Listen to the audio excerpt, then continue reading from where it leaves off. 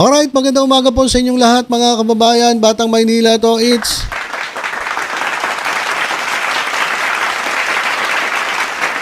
dating Pangulong Rodrigo Duterte muling tatakbong presidente sa 2028. Ayan po yung kumakalat na balita ngayon mga kababayan. Ito ang sinabi ni Davao del Norte 1st District Representative at dating House Speaker Pantaleon Alvarez. Ayon sa kanya, hindi na magiging sapat ang probisyon sa saligang batas na nagbabawal sa pag-re-elect ng Pangulo dahil ito ay para lamang sa mga nakaupong Pangulo at hindi para sa mga nakatapos na ng kanilang termino at nagpahinga ng isang termino. Kasi mayroong batas mga kababayan na hindi pwedeng maging re-electionist ang isang incumbent president. So sabi ni Davao del Norte Representative si Alvarez, ito si Alvarez mga kababayan yung nanawagan sa AFP at PNP na talikuran ang gobyerno. Ewan ko kung ba't hindi nakasuhan to kasi di ba? Yun ay inciting to sedition. Ewan ko ba't hindi nakasuhan to. Nakasuhan ba to si Pantaleon Alvarez? Doon sa kanilang maisog, atapang-atao to eh. Asigaw siya dyan sa maisog rally nila. At siya'y nanawagan sa AFP at PNP na talikuran na kanilang suporta sa presidente. Ewan ko kung itong si Pantaleon Alvarez ay nakasuhan ng inciting to sedition. Pero dapat makasuhan kasi biruin niyo, nanawagan ka na mag-aklas sa gobyerno. Kaya yung mga yung mga naman dyan, DOJ, yun dapat yung kinakasuhan ninyo. Hayaan nyo lang na magsasalita itong mga ito ng mga ganong klaseng pananakot at gustong pabagsakin ang gobyerno. Ito, meron na naman siyang sinasabi. Ito raw si dating Pangulong Rodrigo Duterte ay muling tatakbo sa 2028 kung sakaling si Sara Duterte ay ma-impeach. Talagang wala na silang ibang pambato no? Talagang si Duterte na lang, mga Duterte. At sa mga Duterte, dalawa lang ang talagang panlaban nila, si Sara at etong si former President Rodrigo Duterte. Si Baste, wala Wala si Baste. At si Pulong, wala rin. Ako po, hindi nga pumapasok sa Kongreso Di ba? Absent nga ng absent Tapos kung ano-ano yung mga bill na pinapasa. Yung mga bill na pinapasa ni Pulong, puro pansarili. So, parang malabo talaga yung dalawang Duterte. Ito lang ang talagang panlaban nila si Sara at itong si former President Rodrigo Duterte. Kaya pag na-impeach si Sara, patatakbuhin daw nila at itong si Rodrigo Duterte. Hindi na nga makalakad, patatakbuhin nyo pa. Diba, maawa naman kay former President Digong Duterte. Matanda na yung tao, imbis na i-enjoy niya yung kanyang buhay, nalalabi na panahon sa kanyang buhay, imbis na makasama niya ang kanyang mga mahal sa buhay, kagaya ni Kitty, si Kitty. Si Kitty, bata pa. So dapat enjoy niya na lang yung mga panahon na yan kasama yung kanyang pamilya. Hindi yung ang tanda-tanda mo na tapos bit-bit mo pa rin. Eto mga DDS, wala na talaga Talagang ang inaasahan na lang nila si Duterte. Ito naman si Pantaleon Alvarez, imbis na imbis na i-advise nyo kay Presidente na Mr. President, wag na po kayong tumakbo kasi matanda na po kayo, may hirapan na po kayo. Di ba? Pero yun yung mga kababayan, ang trabaho ng President, hindi po ganun-ganun lang yun. Di ba? Pero mo, taga Davao ka. Tapos, magiging presidente ka, dito ka. May iwanan mo yung pamilya mo, kawawa naman. Imbis na makasama mo na lang sa mga huling sandali ng iyong buhay, di ba? So, wag niyo nang gamitin si former President Duterte. Pantaleon Alvarez. Hindi ko naman masisisi itong mga DDS kasi wala talaga silang kapag-asa kung wala si Tatay Digong. Paano na lang kung wala na si Tatay Digong, di bagsak na ang Duterte legacy. Kasi mga kababayan, hindi naman ang gobyerno ang nagpapabagsak sa kanila. Sila mismo yung gumagawa ng paraan para sila'y bumagsak. Di ba? Si Sara Duterte, hindi niya rin makakontrol yung sarili niya. Di ba? Napagkakamalang pangambaliw Kasi kung ano-ano pinagagawa. Sabi nga ni Presidente Duterte, hindi niya kayang kontrolin si Sara Duterte. So yan mga kababayan, Makamalabo to kasi 3 years pa. Ilang taon na si dating Pangulo. So, mas lalo siyang hihina, mga kababayan. Kaya malabo mangyari to, patatakboy mo ng presidente, hindi na nga makalakad. O yan po, ito lang po ay advance mag-isip nitong si Pantaleon Alvarez. At wala na talaga silang kapag-apag-asa.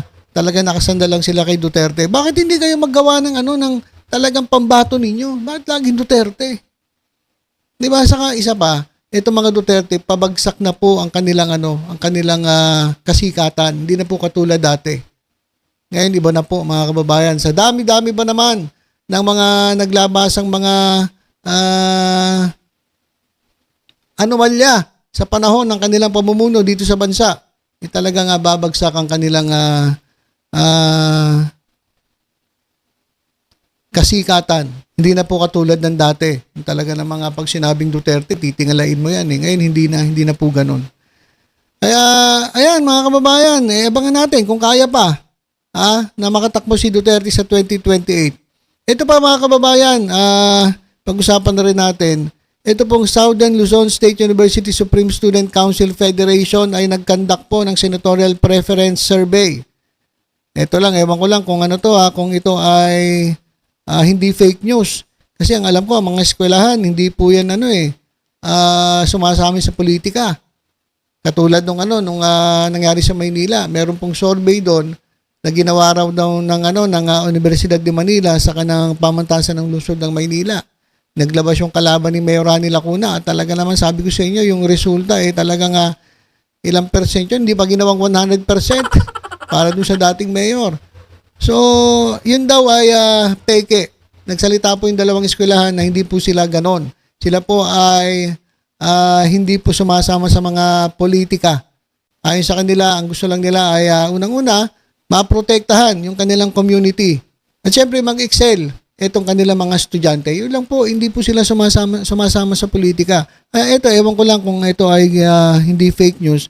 Pero tingnan na rin natin, itong Southern Luzon State University Supreme Student Council Federation Senatorial Bet Survey. Meron po silang ginawang survey dyan, senatorial preferences. At ito po ang napili nila mga kababayan. Ang number 1 sa kanilang senator, si Kiko Pangilinan. Pangalawa, si Bam Aquino. Pangatlo, si Mendoza, Heidi Mendoza. Pangapat, Luke Espiritu. Panlima, Leo Didi Guzman. Panganim, Danilo Ramos. Pampito, Doc Willie Ong. Pangwalo, Franz Castro. Number 9, Arlene Brosas. Number 10, Norman Marquez. Number 11, Teodoro Casino. Number 12, Ping Lacson. Yan po yung kanilang napupusuang mga senators. Na kung mapapansin ninyo, ito po yung pinaghalong pink sa yellow. At mga ilang mga miyembro ng akbayan. Yan po ang napili di umano ng Southern Luzon State University Supreme Student Council Federation. Yan, number 1 si Kiko at number 2 si Bam Aquino. Ito si Bam Aquino mga kababayan medyo meron silang konting sagutan ni former Senatora Trillanes mga kababayan. Ito, tingnan natin. Ito mga kababayan ay sa issue ng impeachment ni Sara Duterte. Alam niyo, malaking factor para sa mga kandidato ay itong kanilang stand sa issue ng impeachment ni Sara Duterte. Yun po ang magiging crucial diyan mga kababayan. Yung mga loyalista, ang iboboto nila sigurado ay yung mga pro-impeachment candidates. Ayan po. Pero doon sa mga anti-government, doon sa mga Duterte, sigurado ang iboboto nila yung mga anti-impeachment kay Sara Duterte. Ayun po yung malamang yun po ang magiging basihan ng kanilang boto sa darating na 2025 midterm elections. Kaya eto nagkaroon tuloy ng issue. Sabi kasi ni Bam Aquino, eto raw impeachment ni Sara Duterte ay issue sa mga politiko. Yung mga alyansa ngayon ay parang yun po yata yung nagiging isa sa malaking bagay. Pero honestly, galing ako sa Zamboanga, Nueva Ecija, Tarlac, hindi siya issue ng mga kababayan natin. So sabi ni Bam Aquino, hindi raw issue ng ating mga kababayan ang impeachment ni Sara Duterte. Ito raw ay issue ng mga politiko. Ibig sabihin, politically motivated itong pagsampa ng kasong impeachment kay Sara Duterte. Pero ayon naman kay former Senator Sonny Trillanes. Sabi niya, issue ng politiko, lantarang pagnanakaw, pagtataksil sa bayan at higit sa lahat kinabukasan ng ating bansa at ang ating demokrasya ang pinag-uusapan natin dito. Kaya wag na wag mong maliitin itong issue ng impeachment kasi napaka-importanting issue ito para sa aming mga magdalo. So sa sa pananaw ni Trillanes, ito ay hindi issue ng politiko. Ito ay national concern. Itong lantarang pagnanakaw, pagtataksil sa bayan. Yan ang ginawa ni Sara Duterte kaya siya na may impeach. So magkaiba. Siguro si Iba Aquino gumigit na. Gumigit na si Iba Aquino kasi once na siya ay pumabor sa impeachment, mababawasan siya ng boto dun sa mga anti-impeachment. Diba? Kapag kumampi naman siya sa anti-impeachment, mababawasan na kanyang boto dun sa mga pro-impeachment. So yung galawan ni Iba Aquino mukhang gumigit na siya. Kumbaga inaalalayan niya kasi habol niya boto mga kababayan di ba? So hindi raw to issue ng kung ano ba man, ito ay issue ng politiko. Yung mga politiko diyan na kontra kay Sara Duterte ay mga pro-government. Yun po yung parang sinasabi ni Iba Aquino. Pero iba po yung pananaw ni Sonny Trillanes. Alam niyo mga kababayan, ako ang tingin ko diyan, ito po ay issue ng national security. At issue rin po ito ng politiko. So magkasama po yan mga kababayan, nag-aaway pa kayo Pinag-aawayan pa ni Trillanes at Iba Aquino. Ito po ay parehas na issue ng mga politiko. Issue rin po ito ng national security.